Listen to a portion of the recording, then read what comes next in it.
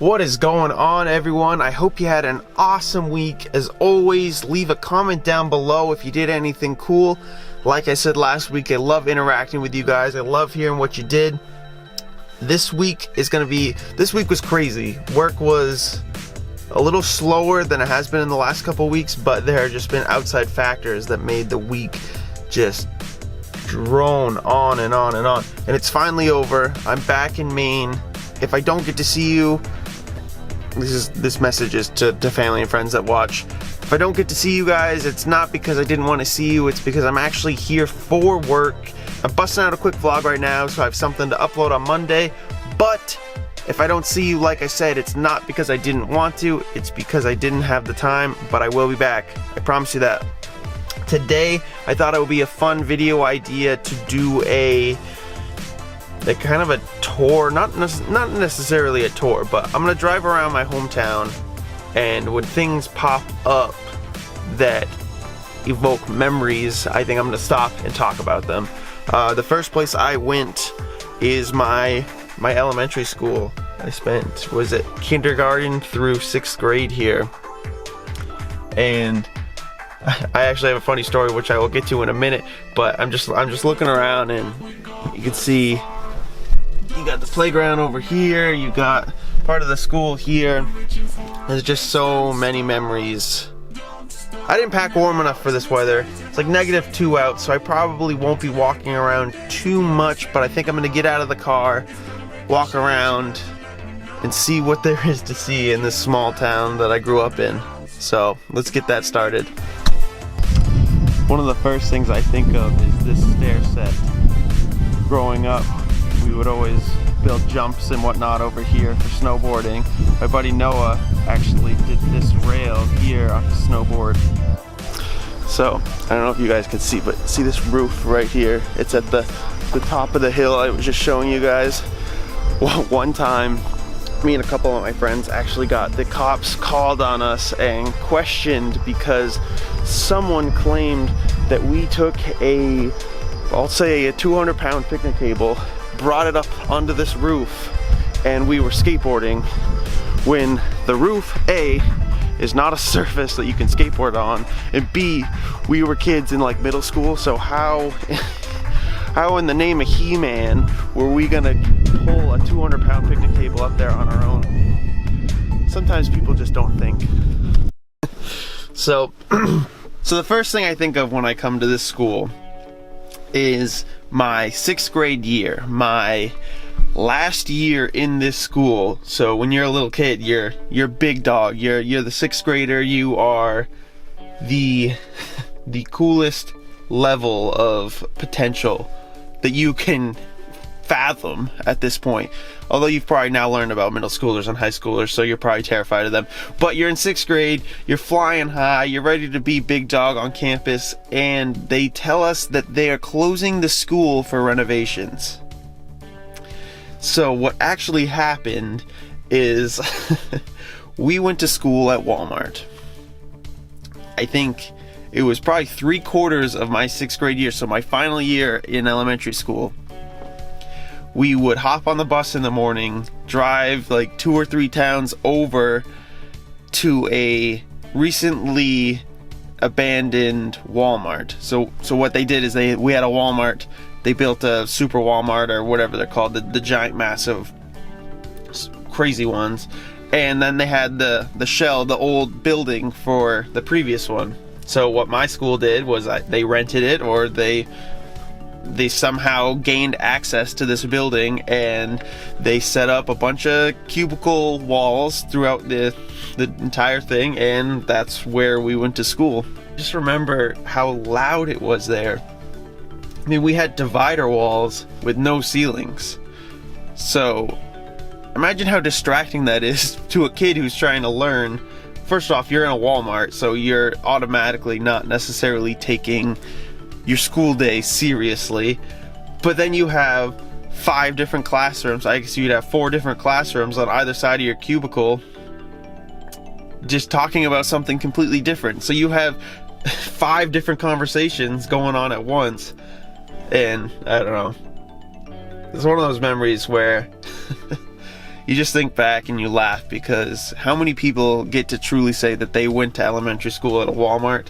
So we're gonna drive around. I think what I'll probably do, just because it's so cold out, unfortunately most of this is gonna be done in the car, but I think I'm gonna hit up the church, which I will explain in a little bit, and I think I will show you my childhood home, which was actually my mom's childhood home. She bought the house from her parents, which I thought was so cool.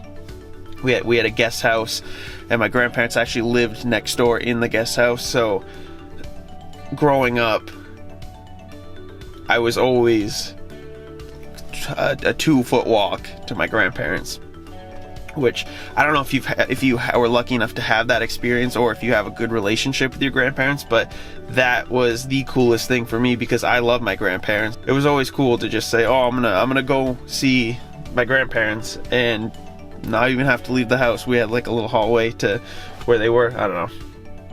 That's actually, I don't know.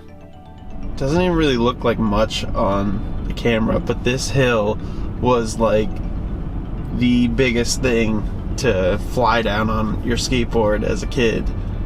It's not necessarily very steep, but it's really long. So you would fly down this one, it gets a little flat here, and then there's another hill that you crest over and go down towards my house. But if you could do that, like, you had some guts. So this church, and more specifically this church parking lot, is probably the most memorable thing in this town as far as a place for me, other than my childhood house. This church was very kind enough to let us build ramps and keep them here, and we would have rails and all this stuff, and it essentially became a skate park for us in a town where we were not fortunate enough to have a skate park. So this was a place where we spent many hours, because there are a few lights here. There are times in the summers and on the weekends where I would be skateboarding here from 6 a.m. to 9 p.m. and they were cool with that. They never told us not to come here. We kind of had an understanding that on Sunday mornings and Saturday nights, whenever they had their services, we wouldn't come here, so we wouldn't be in the way of people parking or people walking. And they were really cool.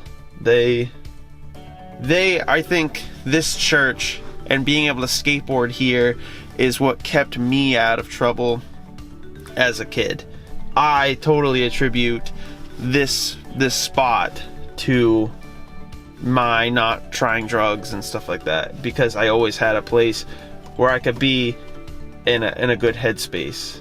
And there's no ramps here anymore, there's no nothing, but I can see them in my head. I mean, I know where everything was. I can't even tell you how many hours I spent sweeping this entire parking lot just so we wouldn't hit rocks and stuff like that. I mean, we had ramps down in those woods. This parking lot right here for me feels like home. I think you struggle to find what home is as an adult. Your childhood home can get sold. You move to a different town, you move to a different state in my case, and you come back. Like, I come back to Maine, and yeah, I say, oh, I'm home, or I'm back in Maine, but there's really no.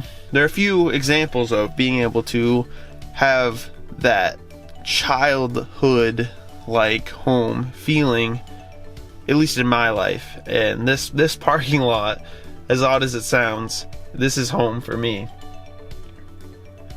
Ugh, I wish it wasn't so cold so I could get out, I could skate, because I have my board in my trunk. I think I'm just gonna sit here, soak in the feelings. Man, this is crazy. I should probably explain that since I left this town, so I went from here to the town where I went to college in Maine, I never really came back.